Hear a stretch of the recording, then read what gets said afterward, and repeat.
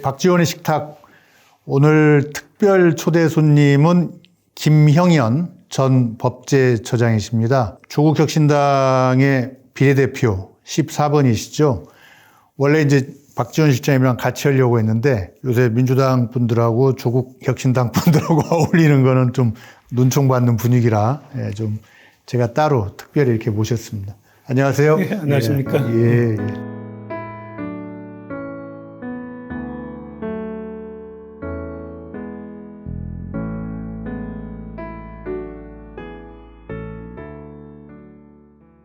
오늘 주제는 총선 후 조국혁신당이 생각하는 검찰 통치 종식 플랜입니다. 처장님, 제가 네. 이진동 그 뉴스버스 대표도 잘 아는데 네.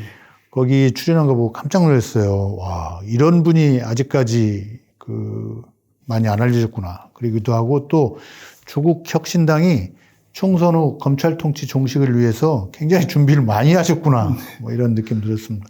총선 후가 올해 정치의 본편이겠구나. 뭐 이런 생각도 들었습니다. 그 주역이 당연히 우리 김영현 전 처장님이시고요. 우선 좀 저희 시청자들에게 자기소개 겸 인사말 한번 해주시죠. 예. 안녕하세요. 김영현입니다. 18년간의 법관 생활을 마치고 하루아침에 청와대 법무비서관으로 들어가는 바람에 7년 동안 지금까지도 욕을 먹고 있는 사람입니다. 오늘 조선일보 사설에서도 또 7년 전에 그 비난을 하고 있는 것을 보았습니다. 하지만 청와대 내에서 저는 법관의 독립을 그 누구보다도 굳건히 지켜냈고 문재인 정부 개헌안도 성공적으로 성안하는 등 원칙을 지키고 능력을 보여줬다고 자부하고 있습니다. 이왕 제 자랑 한 김에 한 가지 더 제 자랑 하나 하겠습니다. 제가 법제처장 재직 시절에 행정기본법을 만들었다는 것입니다. 지금 우리나라에는 다양한 분야에 관한 개별 행정법령은 있었는데 그 다양한 분야의 행정법령을 꿰뚫는 그런 원칙과 기준을 정한 행정기본법은 없었습니다. 이 행정기본법이 필요하다는 이야기가 50년 전부터 있었는데 결국 만들어지지 못한 것을 보고 제가 법제처장 기간 내내 노력을 기울여서 행정기본법 정부 입법안을 제출하였다는 것입니다. 요즘 윤석열 나이라고 하는 만 나이 혹시 기억하십니까? 그 만 나이, 만일 행정기본법이 없었다면 그 입법을 하려면 수십 개의 법령 개정이 필요했는데 행정기본법이 있었기 때문에 행정기본법 하나 개정만으로 그 윤석열 나이가 완벽하게 입법이 된 것입니다. 윤석열 대통령이 고마워해야겠네요. 당연히 고마워해 주네요. 예. 지금 우리 처장님이 제가 보니까 SNS도 안 하시고 그래서 영입 4번이신데 비례는 13번을 하셨어요. 자기 자랑을 좀 잘 못 하시고 했는데 오늘 제가 천천히 풀어가지고 좀 말씀을 드리겠습니다. 행정기본법 얘기 나왔으니까 제가 받아들이기에는 모든 행정 관련된 법안들의 백본, 그러니까 등뼈 같은 법을 만드셨다. 네, 뭐 이렇게 우선 이해하고요. 그 다음에 이제 그 영입 4호로 그 회견하실 때 조국 대표님이 사적으로 오랜 동지이자 친구 같은 사이다. 이렇게 표현하셨어요. 두 분은 맨 처음 언제 만나셨습니까? 청와대에서 만났습니다. 청와대에서. 그 전까지 일면식도 없었고. 그러면 민정수석이에게 있어서 법무비서관은 핵심 중에 핵심 비서관인데 모르는 사이에서 추천을 받아서 쓴 거네요. 그런 일은 드물죠, 사실. 그렇죠. 자기가 아는 사람 중에서 쓰게 마련이지 모르는 사람 중에서 쓰는 경우는 특히나 문재인 정부 1기 법무비서관인데 흔하지 않은 일이죠. 같이 일해본 조국 수석은 어떤 분이셨어요? 지금하고 많이 다르죠? 많이 다르죠. 어떻게 달라지셨습니까? 지금의 모습과는 뭐 180도 다르다고 보시면 될 것 같아요. 우선은 인자하셨죠. 인자했고, 그 다음에 비서관들의 자율성을 굉장히 존중했고요. 그리고 사적인 자리에서는 뭐 형이거나 친구거나 같은 모습으로 참 굉장히 부드럽고 친근한 그런 보수였었죠. 좀 엄격하지 않나요? 일에 관한 한은 하여튼 정신 못 차리도록 시키는 보스였죠. 그 워커홀릭입니다. 사람들은 잘 모르시는데 조국 민정수석은 밤늦게 뭐 12시에도 업무 지시하고요. 밤 12시에도. 그리고 아니 전설의 그런 상사입니까? 그리고 아침 6시에도 업무 지시하고요. 설마 12시에 지시한 걸 6시에 보고받기를 원하는 건 아니죠? 가끔 그런 경우도 있었죠. 아무리 청와대 일이라는 게 그렇다 해도 저도 청와대에 있어 봤습니다만은 상당히 살벌한 상사네요. 더구나 저희는 뭐 글쎄 사람이 살벌해서 그런 건지 시기가 그런 건지 모르겠는데 그때는 인수위 시절이 없던 시절이라서 예, 그렇죠. 바로 취임했죠. 예, 정말 급박하게 돌아가던 시절이었습니다. 그래서 아마 부득이하게 그랬을 거라고 생각을 합니다. 그 뒤로 안 그런 걸로 봐서는 모르죠. 지금 그 당직자들이 뭐 황현선 씨나 뭐 이런 사람들 지금 당하고 있을 거예요. 김보엽 대변인이나. 그렇게 해서 청와대에서 한 2년 반? 정확하게 2년 보름 있었어요. 보름 계시다가 그 뒤에는 따로따로 활동하신 거죠. 그렇죠. 그러고 이제 이번에 한당을 하신 거고. 그 사이에 좀 만나셨나요? 제가 먼저 법제처장이 되어서 2019년 이제 5월 30일자로 청와대를 떠났고요. 그다음에 조국 민정수석은 이제 그로부터 2달 후쯤인 8월 9일 날에 아마 법무장관으로 지명이 됐죠. 이제 법무장관 지명이 된 이후로는 뭐 국민 여러분들이 잘 아시다시피 이제 조국 사태가 발생을 해서 이제 지금까지 그 수사받고 재판을 받아오던 중이었는데요. 그러다 보니까 아마 그 지나온 세월은 무간지옥으로 표현하시는데 그런 무간지옥의 생활을 하셨고 그랬기 때문에 이제 저를 비롯해서 우리 민정수석실 이제 식구들이 뭐 1년에 한 서너 번씩 만나서 뭐 위로를 하는 그런 자리를 가졌었습니다. 그러다가 작년 연말쯤에 이제 모임에서 제가 단도직입적으로 이제 물어봤죠. 예. 정치하실 거냐? 아니, 그러니까 그때는 뭐 이런 생각이 뭐 정치를 하니 마니 한다면 무소수로 가니 아니니 정당을 차린다면 뭐 연합정당을 차릴 거니 독자정당 차릴 거니 이런 말들이 많았던 시절이었는데 제가 단도직입적으로 그 정치 나가서 10% 지지 받을 수 있으시냐. 만일에 10% 지지 받을 자신 있으면 이 생각 저 생각 하지 말고 독자정당 차리시라. 흔히 하는 말로 뽐뿌지를 하신 건가요? 그러면서 제가 만일에 그렇게 하신다면 저는 그냥 숟가락이라도 놓으면서 돕겠다라고 말을 했는데 이번에 창당 무렵에 저에게 숟가락 놓으라고 하시더라고요. 숟가락이라는 표현을 직접 썼습니까? 제가 참 많은 실수를 했습니다. 영입인재 소개할 때 뭐 여러 사람에 대해서 여러 표현을 했지만 사적으로 오랜 동지이자 친구 같은 사이라고 표현한 분은 우리 처장님 한 분이세요. 그 일에서 삶에서 어떤 일이 있었는지 차차 좀 들어보기로 하고요. 그래서 일하기가 좀 굉장히 워커홀릭에서 힘드시다. 지금은 어떻습니까? 뭐 본질은 뭐 크게 바뀐 것 같지는 않습니다. 알겠습니다. 천천히 여쭤보고요. 처장님이 생각하실 때 검찰 통치라고 지적할 수 있는 현 정부의 사법 운영은 무엇이 문제이고 어떤 부분 사안에서부터 좀 조기 종식을 해야 된다고 하시는지 한 3가지 정도로 좀 얘기를 해주신다면 제가 바로 돌직구 던졌습니다. 예. 그러니까 저 3가지를 말씀하셨는데 저는 딱 한 가지라고 보거든요. 예. 지금 검찰 운용과 관련해서는 그것은 바로 선택적 수사입니다. 선택적 수사 대표적으로 3가지를 제가 예를 드는데요. 예. 10만 원 법인 카드를 쓴 김혜경 씨를 대하는 태도와 300만 원 디올백을 받은 김건희 씨를 대하는 태도. 예. 두 번째는 똑같은 자녀 스펙 부풀리기인데 조국의 자녀를 대하는 태도와 한동훈의 자녀를 대하는 태도. 예. 그다음에 똑같이 대통령의 명예훼손을 저지른 행위에 관한 것인데 문 대통령을 대하는 태도와 윤 대통령을 대하는 태도. 구체적으로 말씀드리면은 예. 윤 대통령 사저 앞에서 확성기로 온갖 욕설을 하고 명예훼손적인 발언을 하고 그것을 뭐 지금 1년이 넘도록 하는데도 고소고발을 하는데도 나물라라고 방치를 하고 있는데 반해서 방치하고 있죠. 예. 윤 대통령 개인의 명예훼손이라는 그 사건을 마치 대선 개입 여론조작 사건이라고 아예 수사도 하기 전에 사건을 정의를 하고 그 정의에 따라서 서울중앙지검에 특별수사본부를 차려서 여러 언론사를 대대적으로 압수수색을 하는 이 세 가지가 가장 대표적인 이제 선택적 수사의 예인 것이죠. 이 선택적 수사가 뭐가 나쁘냐 하면은 첫 번째로는 국가의 수사 자원을 한쪽으로만 쓴다는 거예요. 한쪽으로.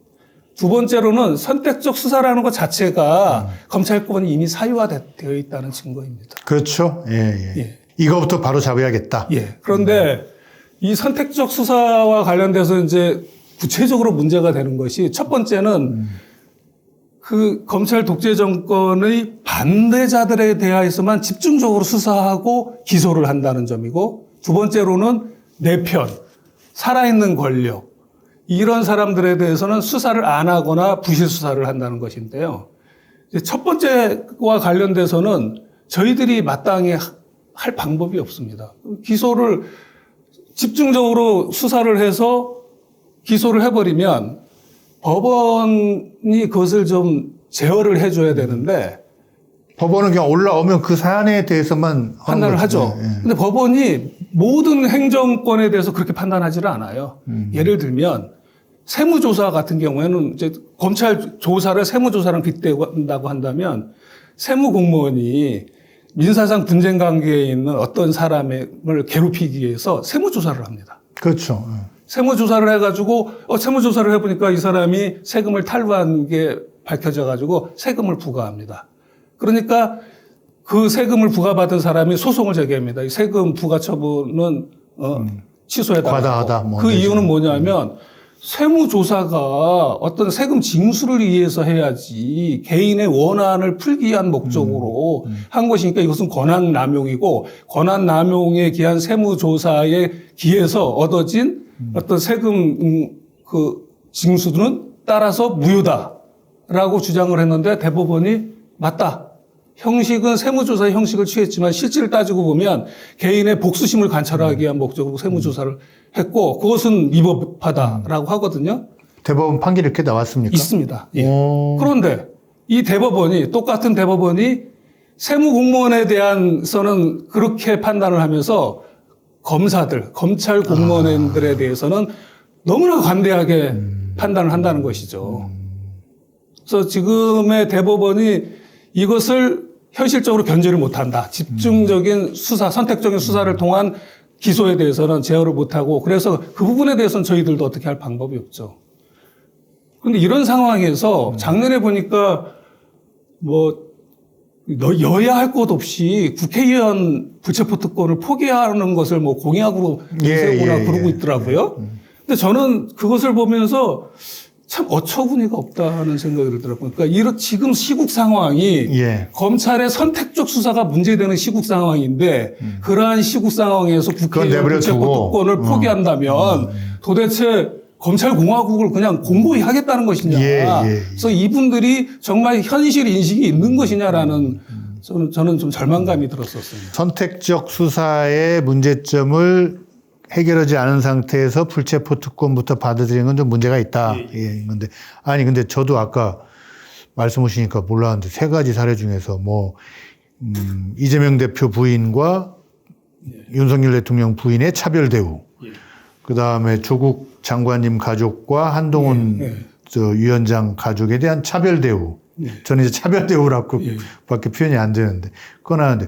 맞아요. 그런 게 있었어요. 문재인 대통령 그때 평산마을 가보니까 막 잠을 잘 수 없고 굉장히 시끄럽게 오고 명예훼손을 하고 했는데 그거는 많은 고소고발이 들어가는데 내버려두고 윤석열 대통령 명예훼손 것만 특달같이 하는 거.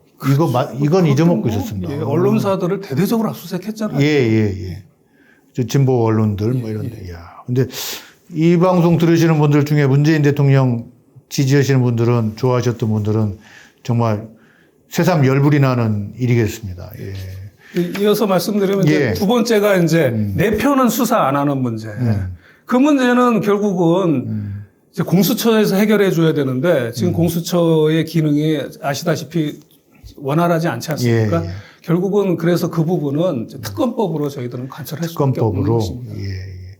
특검법 얘기가 나왔으니까 좀 여쭤보고 싶은 게 있습니다. 특검법이 많아요. 지금 나온 것만 해도. 조국 대표님이 얼마 전에 그 한동훈 위원장하고 니 쫄았지 뭐 공방까지 간 그 한동훈 특검법도 있고 그 가족들 아까 말씀하신 그 선택적 수사를 유보하고 있는 점 뭐 이런 것도 있고 또 뭐 저희 같이 유튜브 봅니다만 정어리 TV란 게 있어요. 거기 백운기 앵커가 아주 그 좋은 방송인인데 그 양반이 약어로 맨 처음에 그 제시한 게 이채 양명주거든요. 처음에 술 이름이 예, 저도 중국술 새로 왔나 했더니 이태원 참사, 최상병 사망, 양평고속도로, 김건희 명품백, 뭐 그다음에 김여사 그 주가 조작 있는데 또 어제는 또 조국 대표가 그 대통령의 18차례에 걸친 그 관건선거 개입, 사실 관건선거 의혹이 이제 많이 있는데 어쨌든 막 지역 다니면서 공약 발표하고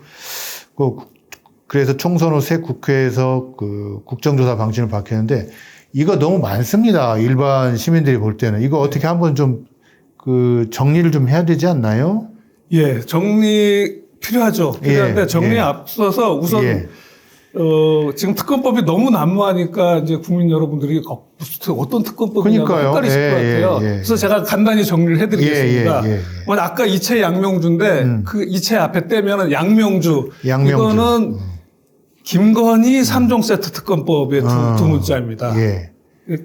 양평고속도로, 예, 명품백, 예, 예. 그다음에 주가 조작이죠. 예. 이건 김건희 그다음에 특검법. 저도 그래서 두 문자로 따서 더 두 개를 만들어 봤습니다. 하나는 윤자고.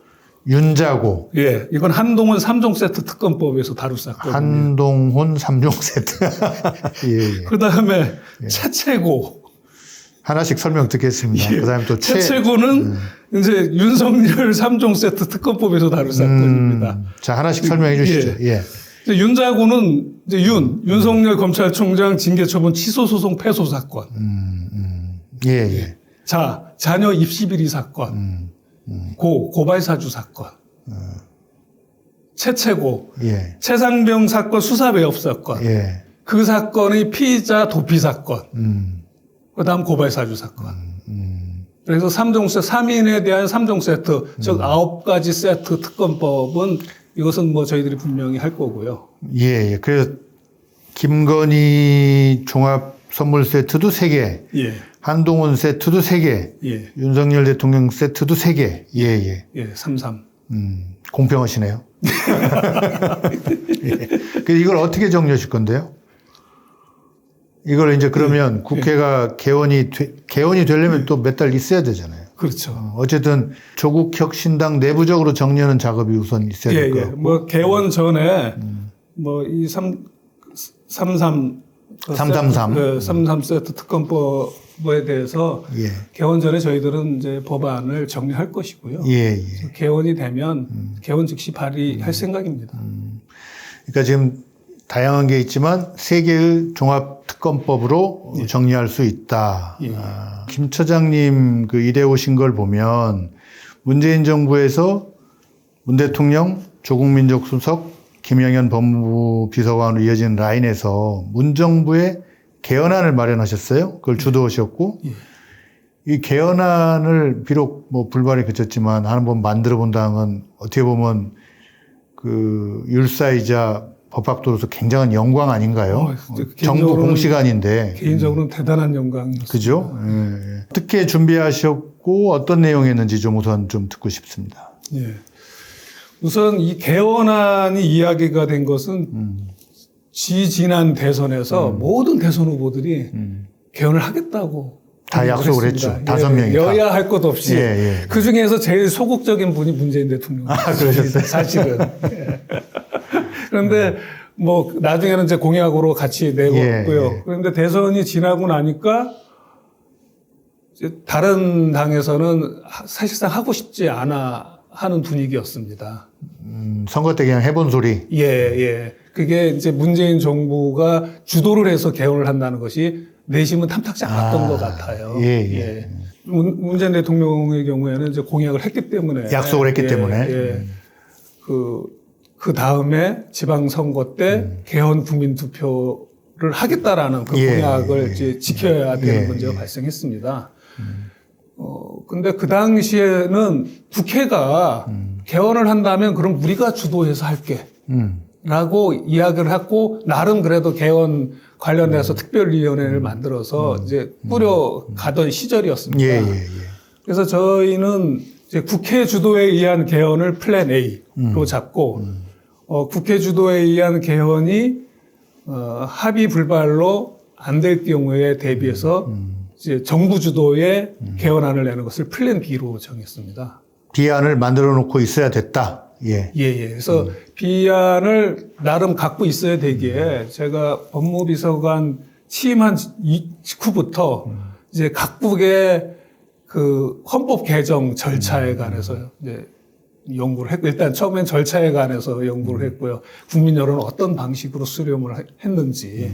그 다음에는 내용이, 그럼 어떤 내용의 헌법을 담아야 될 것이냐. 이 부분에 대해서 기존에 이제 연구됐던 것들, 수렴됐던 것들, 이런 자료들을 싹 다 모아가지고 조문에 맞춰서 이제 A안, B안, C안, D안 이렇게 이제 쫙 나가지고 이제 자료를 이제 완성을 해놨습니다. 그것이 이제 제가 그 법무비서관 간 첫 해 한 일이었고요.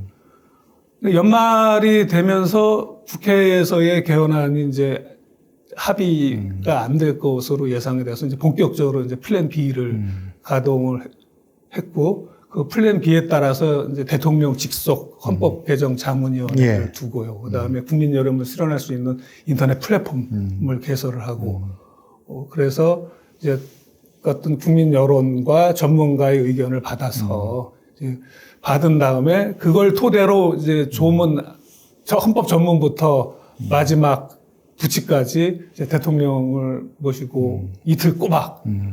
한 이틀 글자 꼬박. 한 글자. 자구수정 회의를. 문재인 대통령은 이런 거면 신나하시죠? 매우 신나하시더라고요.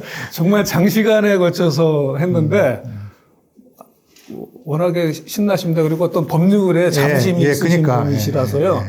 굉장히 재미는 하셨습니다. 법으로 움직여지는 나라를 굉장히 사랑하시는 분이시고, 특히 또 그분도 율사로서 헌법에 대해서 얘기한다면 굉장히 좀 여러 가지 생각이 많죠. 내용이 제일 중요한데 과정도 그렇지만 저는 보니까 지방자치 강화하고 사법제도 개선 이 두 가지가 좀 눈에 띄더라고요. 뭐 조금 이 내용에 대해서 좀 얘기 좀 해주시죠. 중간에 또 제가 질문 드리겠습니다. 그 문재인 정부 그 개헌안에 아마 제일 힘을 준 파트가 지방분권 파트였습니다. 왜 지방분권에 대해서 그렇게 좀 어떤 뭐 강한 집중을 갖게 됐느냐 하면은 지금 현재 대한민국은 어떤 중앙의 자원이 집중되어 있지 않습니까? 중앙에 있는 자원을 얻기 위해서 전국에 있는 사람들이 다 이리 오죠. 경쟁을 하는 거죠. 일자리가 됐든 돈이 됐든 뭐. 그렇죠. 그러다 보니까 경쟁이 쓸데없이 이제 높아집니다. 경쟁이 필요 이상으로 높아지다 보면은 그 삶을 살아내는 국민들 입장에서는 불안해지게 되는 것이죠. 삶이 불안해지면은 자살률이 올라가는 거고 출산율이 떨어지게 되는 것이죠. 그러니까 우리나라가 지금 맡고 있는 세계 최고의 그 저출산율, 그 다음에 OECD 최고의 자살률이라는 것이 중앙 집중에서 오는 지나친 경쟁에서 비롯된 것이 아니냐. 그래서 이것을 그래도 어떤 근본적으로 해결해 나가려면은 지방 분권을 해야 된다는 생각이었습니다. 그래서 현재는 지방자치단체라고 하는데 그 명칭조차도 지방정부라고 표현을 하고. 지방정부. 중앙정부, 지방정부. 그렇게 하고 어떤 자치권을 뭐 자치재정권, 자치조직권, 자치입법권을 지금보다 훨씬 더 강화하는 내용으로. 자치 입법권도 거의 예, 법률에 준하는 정도의 효력을 갖는 것을 부여하는 것으로 그렇게 한 것이었습니다. 처장님, 그렇게 얘기하시면 개념적으로는 와닿는데 예. 이게 생활적으로는 잘 안 와닿거든요. 이를테면 어떤 걸 지방에 주자는 겁니까? 지금은 획일적으로 예. 지방자치단체의 조직을 법으로 정해놨거든요. 그렇죠. 뭐 무슨 국, 무슨 과. 예. 예. 요즘은 그래도 정원 관리는 그건 마음대로 할 수 있다는 겁니다. 정원만 지키면 정원도 바꿀 수 정원도 마음대로. 그리고 지금은 지방세를 걷는 것은 예. 딱 법에 정해 있는 지방세만 거둘 수 있지 그렇죠. 않습니까? 예, 예, 예. 세목을 창설할 수 있습니다. 어. 지방정부가. 그러면 지방민들은 세금 부담이 더 늘어나지 않을까요? 늘어날 수도 있겠죠. 어. 그거는 이제 지방정부 자체의 민주주의에서 해결할 일이죠. 늘어나지만 대신에 혜택을 많이 받지 않겠습니까? 그것과 함께 또 한편 해야 되는 게 내국세의 지방자치단체 배분 비율을 좀 높여야 되는 거 아닌가요? 그것도 헌법에다 정해놨습니다. 헌법의 초안에. 예. 어떻게 정해 놓으셨어요? 그 적정하게 분배될 수 있도록 하는 규정을 제가 정확한 워딩은 없는데 그런 내용이 들어가 있습니다. 헌법에. 국민의힘에서 메가서울 말씀을 하시잖아요. 예. 저는 정말 답답합니다. 이분들이 정말 미래를 생각하고 정치를 하는 것인지 예. 지금 지방분권을 지금보다 훨씬 가속화해서 추진해도 모자랄 판에 예. 메가서울을 한다는 것이 예. 그게 정말 우리 국민한테 득이 되는 것이냐. 그럼 경쟁을 더 촉진하겠다는 것이냐. 그렇죠. 예. 예. 그래서 우리 삶을 더 불안하게 만들겠다는 것이냐. 언발의 오줌누기라고 지적하는 사람도 있습니다. 예. 그게 문제를 해결하는 게 아니라 네. 미봉하는 그런 것 같은데. 자, 개헌이 되면 이제 조국 대표 늘 얘기하시는 대로 제7공화국이 열리는 거죠. 그렇죠. 그 구분은 어떻게 되나요? 지금은 6공화국 헌법이죠. 예. 그 안에서 여러 대통령들이 있었던 거죠. 예. 그렇습니다. 개헌까지 갈 수 있을까요? 가도록 해야죠. 그리고 지금 현재 헌법이 만들어진 지 36년이 되지 않았습니까? 일제 36년만큼 예. 오래됐죠. 그렇게 오래된 만큼 어떻게 보면 앞으로는 시대의 발목을 잡을 수 있습니다. 우리 헌법이. 맞습니다. 예, 그건 있습니다. 예. 그래서 그렇게 되지 않도록 미리 개헌을 해야 된다고 생각을 합니다. 내용이 좋은 개헌안을 만드는 것도 중요하지만 그 개헌을 어떠한 절차에 따라 만드는 것은 저는 그것이 더 중요하다고 생각을 합니다. 그건 무슨 말씀이시죠? 그러니까는 적정한 절차가 국민들의 여론이 최대한 수렴이 되고 공감대를 형성해야지 그 헌법이 궁극적으로 국민들 생활에 규범력을 갖게 된다는 이야기입니다. 그래서 어느 소수가 이게 좋은 거야라고 내미는 개헌안은 의미가 없다는 거죠. 옛날 유신헌 법 그랬죠. 법학 교수 몇 명이 권력자들하고. 그럼 공론화 절차에서도 많은 시간과 절차가 있어야 되겠네요. 저는 충분히 많은 시간을 투여해야 된다고 봅니다. 구체적으로는 처장님이 생각하시는 최소한의 절차 이런 것들을 거친다면은 국회에서 안을 한번 만들어보자라고 합의가 된다면 국회 다수가 된다면 얼마나 걸릴까요? 빨리 서두르면 6개월. 빨리 서두르면 6개월. 통상적으로는 1년 정도 걸리지 않을까 싶습니다. 통상적으로는 1년. 그러면 그 기간 중에 윤석열 대통령은 계속 대통령으로 있게 되네요. 그거를 서스펜디드 시킬 수 있는 방법은 없나요? 정지시킬 수 있는 방법은? 탄핵 말고는 법적으로 탄핵 말고는 없죠. 탄핵 말고는. 설령 여소야대가 되고 뭐 200명 가까운 야당 국회에 나와도 개헌안이 길어질수록 윤 대통령은 좋은 거네요. 그렇다고 봐야죠. 아니, 그냥 제가 가상으로 한번 저기 해봤습니다. 예. 저희 조국혁신당에서는 이제 비례대표 후보를 선정할 때 그 검찰 독재 정권과의 투쟁성을 하나의 평가 요소로 삼았습니다.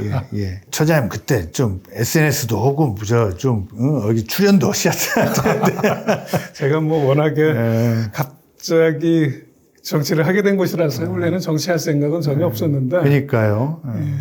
근데 제가 이렇게 그 영상과 글을 쭉 보니까 이 양반은 그럴만하다. 굉장히 강직한 원칙주의자, 자기 PR 같은 걸 거리가 먼. 개념적으로 알기로 법제처는 정부에서 이루어지는 각종 입법 활동에 대해서 자구 수정이나 이렇게 검토를 해주는 데잖아요. 그게 본연의 업무입니다. 근데 그거는 되게 사후적인 거고 예. 지금 제가 이해하기로는 처장님 말씀은 사전에 예. 이 정책의 취지를 파악해서 이렇게 하라고 컨설팅을 해줬다. 그게 이런 이제 얘기 같아요. 저는 적극 행정을 한다는 차원에서 이제 법제처에서 할 수 있는 적극 행정이 무엇일까? 예. 그래서 생각하다 보니 이제 그것을 해야 되겠다는 생각이 들었던 겁니다. 의사 선생님으로 치면은 나중에 아파도 왔을 때 이렇게 하는 게 아니라 그 사전에 예방을 좀 시켜주는 그렇죠. 그런 검찰청법에 검사의 직접 수사 범위를 제한해 놨습니다. 검찰청법에 네, 검찰청법에 검사의 직접 수사 범위를 예. 제한해 놨습니다. 이 두 가지 범죄, 예. 경제 범죄, 부패 범죄 예, 예. 등 대통령령이 정하는 범죄로 정해 놨습니다. 예. 근데 거기에서 말하는 등자의 해석과 관련돼서 그 뭐 한동훈 법무부 장관이 뭐 그 등은 예시적인 의미니까 예. 검사의 직접 수사는 부패 범죄, 경제 범죄가 아니라 다른 범죄도 할 수 있다라는 그런 궤변을 하거든요. 예, 그런데요. 근데 그것을 시행령을 만들려면 결국은 법제처에서 예. 오케이를 해야지 그 시행령이 만들어질 수 있는 예, 겁니다. 법제처에서 오케이가 됐죠. 이번 정부 들어서 예. 등으로 묶어놓고 자기 맘대로 하는 게 우리나라 고위직들의 행태죠. 등 해놓고 이렇게도 할 수 있고 저렇게도 할 수 있고 이거 꼭 뭐 그 한동훈 검찰뿐만이 아니라 뭐 경제부처도 그렇고 어디도 그렇고 뭐 지방자치단체도 그렇고 명시가 돼야 된다는 거죠. 우리 김 차장님은 본명을 좋아하시는 것 같아요. 조국 혁신당 지지율이 요새 이제 뭐 그 정치 뉴스 보는 사람들 사이에서 최대 관심사인데 오늘 한길 리서치에서는 거의 조국 혁신당하고 그 국민의힘 비례위성정당 그 지지율이 거의 비슷해져서 2강 1중 여기서 1중은 이제 더불어민주연합이 1중이 돼버렸는데 앞으로 아마 많은 사람들이 그러더라고요. 며칠 새 조국 혁신당이 1등 할 거래요. 그러면 또 다른 국면이 열리는 건데 조국 혁신당의 비례 후보로서 조국 혁신당이 여론조사뿐만 아니라 선거에서도 비례 1등을 할 가능성이 있다고 보시나요? 그 1등을 할 수 있다고 하면 좀 입바른 소리가 될 것 같고요. 예. 처음 시작할 때는 앞서 말씀드렸다시피 10%의 지지를 받아도 10%. 감사하다는 마음으로 시작을 했는데요. 예. 지금은 이제 저희의 기대치를 훨씬 뛰어넘는 이제 국민적 지지를 받고 있는 상황인데 저는 굉장히 어깨가 무겁더라고요.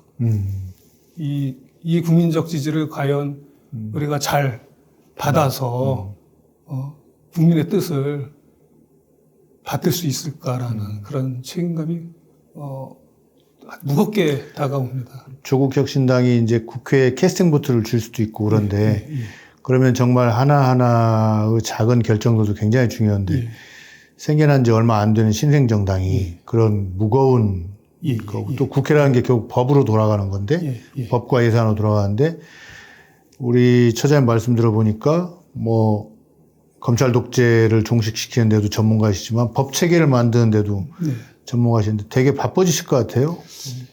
예, 뭐 바쁘면 좋죠. 예. 14번이신데 이게 좀 홍보 PR을 잘 안 하셔가지고 14번까지 갈지 한번 여러분들이 좀 지켜봐 주시면 재미있는 결과를 보실 수 있을 것 같습니다. 14번까지 가려면 몇 프로 정도 득표해야 되나요? 산술적으로 계산하면은 30% 정도는 받아야 되지 않을까 지금 그 정도 싶습니다. 나와요. 지금 여론조사에서는 29% 뭐 30%를 넘으면 14번까지도 가능하다. 시청자 여러분들 약간 유념해 두세요. 저는 김 차장님에 대해서 좀 이렇게 연구하면서 성장 과정도 좀 저기더라고요. 왜 조국 대표가 이제 소개하면서 바로 인천 만석동 괭이부리말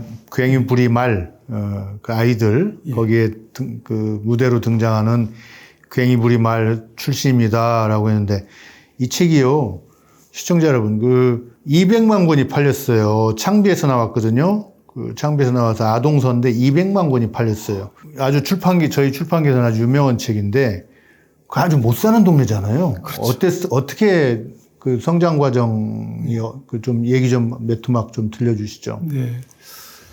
그 괜히 비름할 아이들은 아마 김중미 작가 쓰신 건데 저도 읽어봤습니다만 그 시대적 배경은 좀 다르더라고요. 제가 자라던 때보다는 한 20년 뒤에 것인데 그라시라서 조금 다르긴 한데 그때는 더 열악했을 거 아니에요. 훨씬 더 열악했죠. 김 시장님 그 성장할 때는. 그 소설에 나오는 것보다는 훨씬 더 열악한 상태였죠. 하지만 그 환경에서 자라는 아이들의 심리 상태는 뭐 20년 전이나 그 20년 후에나 좀 비슷했던 것 같아요. 열악하다는 게 그렇게만 하시면 제 실감이 안 나고, 예컨대 이재명 대표는 40가구가 화장실 하나를 같이 쓰는 그런 마찬가지였습니다. 데에서 컸다 이렇게 하는데 저희도 마찬가지였습니다. 그 아침마다 줄 서야 하잖아요. 그렇죠. 또 세수도 하려면 물통에다 물을 따로 받아와야죠. 수도가 있었나요? 우리가 수도가 있긴 있었는데 그 단수 되는 경우가 굉장히 많았습니다. 그래서 저는 그 초등학교 때부터 그 양쪽에 물통, 지게로 해가지고 양철통에다가 양철통에 해가지고 거기에 아마 거리가 한 500m쯤 되는데 그 공동 수도에서 그거 받아다가 집에 이제 가족들 도라무통이라고 하는데 거기다가 이제 붓는 이제 그런 일을 했죠. 그래서 제가 초등학교 한 4, 5학년 때부터 그 물지개를 전할랐으니까는. 그래서 그렇게 체력이 좋아서 뭐 서울에서 부산까지 자전거로 다니시고 그런 겁니까? 결핍의 상태에서 어린 시절을 지냈기 때문에 사실 믿을 거는 제 몸밖에는 없었어요. 머리가 아니고요. 그 머리를 포함한 몸, 머리를 포함한 이제 몸인데요. 그래서 좀 각별하게 저는 제 몸을 좀 관리를 했습니다. 어려서부터요? 지금도 저는 아침에 이제 6시에 일어나서 1시간 아침 운동하고, 그리고 일과를 시작하고 있습니다. 그러다가 이제 중고등학교 때는 공부를 잘해서 뭐 장학금도 받고 뭐 공부 잘하는 덕을 좀 보신 거예요? 예, 워낙에 이제 없는 데다가 장학금은 빼놓지 않고 받았습니다. 받고 살았습니다. 우리 경제성장사의 이제 어두운 그늘 같은 건데 혹시 거기서 출마하실 생각은 없으세요? 지역구를 그리해서? 안 그래도 제가 청와대에 있을 때 이제 제일 저 등을 떠민 게 조국 민정수석이었습니다. 나가라고? 그러니까 당신은 그 나름의 커리어도 있고 그러다 보니까 좀 강단도 있는 것 같은데 거기다가 괭이 부림할 아이들이라는 스토리도 있지 않느냐. 그러니까 당신은 정치를 해야 되는 게 맞다라고 제 등을 많이 떠밀었었습니다. 그럼 심지어는 뭐 문재인 대통령 앞에서도.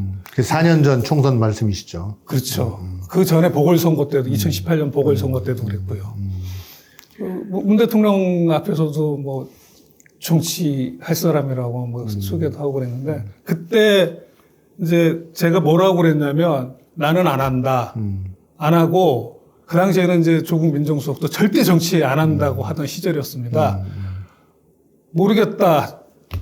조국 수석이 정치를 한다면 나도 한다라고 농담을 했는데 그게 7년이 지나서 현실화가 될지는 몰랐어요. 말이 시됐네요.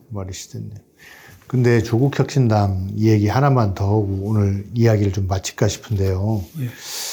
그 이번 비례대표 후보 경선에서 그 당원하고 그다음에 이제 선거인단 신청하신 분들 그 투표했잖아요. 제 주변에서도 좀 몇 분이 하셨습니다. 이틀 동안 투표를 하게 했는데 투표율이 78%가 나왔어요. 그래서 많은 사람들이 이거는 중국 공산당이냐? 왜 이렇게 참여 열도가 높냐? 독하다. 왜 이렇게 높을까요? 저도 한번 생각을 해봤습니다. 왜 이렇게 열기가 뜨겁지?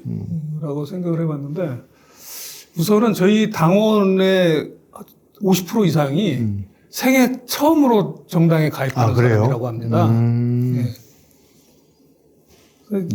이분들이 왜 조국혁신당에 그것도 뭐 나이 많으신 분들이 대부분 이제 생애 처음으로 가입하셨는데 가입을 하셨을까를 생각해 보면 결국은 기존 정치에 어떤 실망을 하고 그리고 희망을 조국혁신당에 두고 오신 분들이지 않을까라는 생각을 했습니다.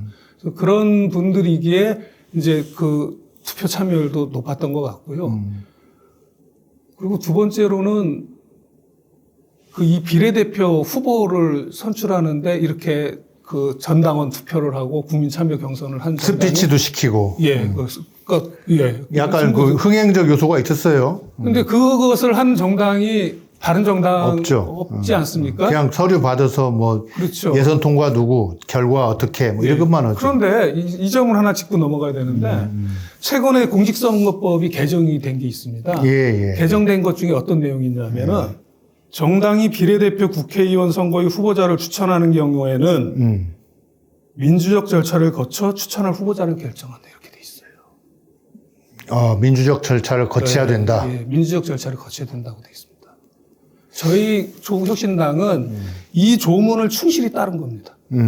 민주적 절차를 거치기 위해서 이렇게 유세도 하고 그다음에 전당원들이 투표를 하고 그렇게 해서 후보를 정한 거거든요. 다른 정당들은 이 법을 안 지킨다는 것이죠.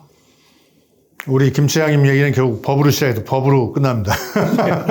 어쨌든 여기에 그 절차를 구체적으로 명시하지는 않았지만 민주적 절차를 거치도록 했는데 예. 이거 뭐 사실 안 지켜도 뭐라고 할 수 없는 거잖아요. 예. 근데 지켰다. 예, 지켰고 그 절차를 지켰기 때문에 그렇게 열기가 뜨거웠던 것이다라고 저는 강조하고 싶은 것입니다. 민주적 절차를 지키면서 흥행에도 성공했다. 예. 근데 정말 잘하셔야겠어요. 왜냐하면 아까 말씀대로 이 당원의 절반 이상이 생애 첫 정당 가입이라면 이게 첫사랑이잖아요. 그렇죠. 이 첫사랑에 배신당하면 정말 평생 가는 건데 예, 잘하셔야겠습니다. 그래서 아까 제가 어깨가 무겁다는 말씀을 드린 것이 그 이유입니다. 김 처장님은 총선 전보다는 총선 후가 쓰임새가 많고 여러 가지 활동을 많이 하셔야 될 것 같다. 그때 필요한 때 한번 나와주세요. 예, 얼마든지 불러주시면 설명 좀 잘 해주십시오. 예. 마지막으로 클로징 멘트 한번 해주시고 오늘 방송 마치겠습니다. 예, 우선 초대 감사드립니다. 일방향 소통만으로도 그 충분한 삶을 살다가 쌍방향 소통을 하고 살아야 되는 정치인의 길로 들어선 지 이제 2주가 막 지난 사람입니다. 정치를 그만두는 한이 있더라도 지금 이 마음을 그대로 담아 진부하지 않은 신선한 정치를 하겠습니다. 그리고 말로만 하는 정치가 아니라 행동으로 보여주는 정치하겠습니다. 햇병아리 정치인 김용현이 어떻게 하는지 잘 지켜봐 주시기 바랍니다. 감사합니다. 예. 방송 마치겠습니다. 감사합니다. 예. 이번에 메디치 출판사에서 호루라기 재단과 함께 후원하기 위해서 굿즈를 만들었습니다. 호루라기 재단은 우리 공익 신고자들을 보호하기 위한 민간 단체인데요. 이 좋은 일에 쓰이는 이런 좋은 상품이니까 많은 분들이 동참해서 구입하셔서 우리 공익 신고자들 보호하는데 힘을 보태 주셨으면 좋겠습니다. 저도 동참하고 또 힘껏 응원하겠습니다. For Justice, 정의를 위하여 화이팅! For Democracy, 민주주의를 위하여 저도 동참하겠습니다. 만약 지금 DJ라면 박지원에게 말씀하십니다. 윤석열 정부의 민주주의, 서민경제, 남북관계 얘기는 똑같다. 그렇기 때문에 야당은, 민주당은 단결해서 정권교체의 승리의 길로 가는 것이 가장 필요하다. 민주주의를 살려야 경제도, 정의도, 남북관계도 성공할 수 있기 때문에 민주주의를 살립시다. 민주주의를 위해서 For Democracy!